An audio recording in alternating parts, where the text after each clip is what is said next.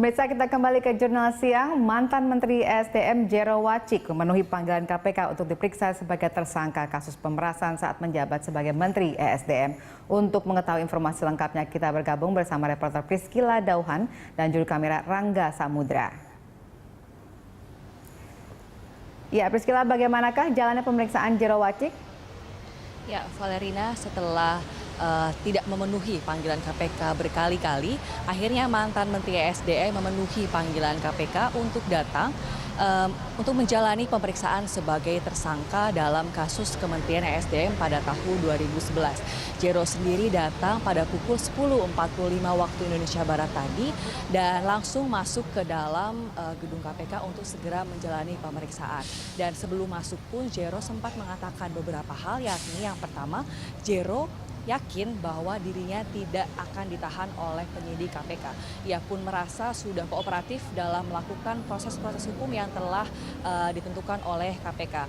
Dan dia pun juga mengatakan bahwa dirinya yakin bahwa dia tidak akan ditahan oleh KPK karena tidak melakukan 4 unsur dalam penahanan seseorang sebagai tersangka, yakni ia mengatakan bahwa ia tidak mengulangi kesalahan dan juga ia tidak kabur dalam pemeriksaan, dan juga ia merasa sudah memenuhi proses hukum yang ditentukan oleh KPK. Dan hingga saat ini sudah hampir 2 jam lamanya Jero menjalani pemeriksaan. Jero belum juga keluar dari gedung KPK Jakarta. Valerina. Ya, Priscila, sejauh ini bagaimana perkembangan penyidikan dari kasus pemerasan ini?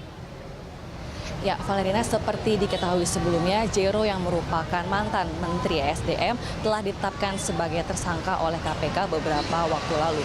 Jero dijerat dalam kasus ini karena kasus ini merupakan pengembangan dari kasus yang menjerat mantan Sekjen ESDM yakni Waryono Karno. Dan Jero diduga bersama Waryono Karno dan bawahannya melakukan pemerasan sehingga mengakibatkan kerugian negara sebesar 9,9 miliar rupiah.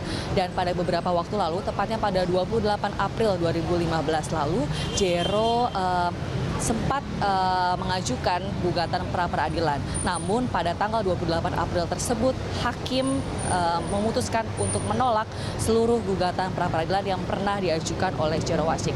Dan hingga saat ini pun Jero Wacik akhirnya memenuhi panggilan KPK untuk menjalani pemeriksaan sebagai tersangka, dan KPK pun terus mendesak Jero Wacik agar tetap mengikuti prosedur yang berlaku dikarenakan status gugatan pra-peradilan yang diajukannya sudah ditolak oleh hakim. Demikian Valerina yang dapat kami sampaikan untuk saat ini. Kembali ke Anda.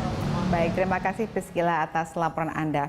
Ya, Priscila Dauhan dan juru kamera Rangga Samudra melaporkan dari gedung KPK Jakarta Selatan.